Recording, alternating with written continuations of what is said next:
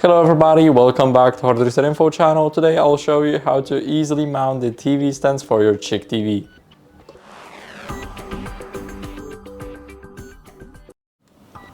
So first, all we really need is a Phillips screwdriver, as you guys can see here.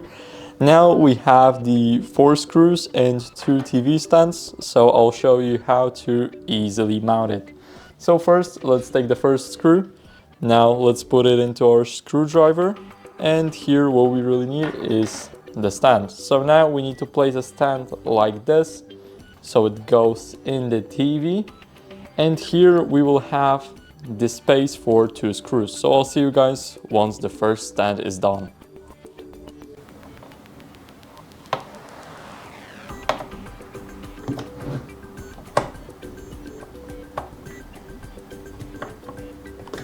So now, as you guys can see, the first stand is done and mounted perfectly. Now here we're moving on to the second one.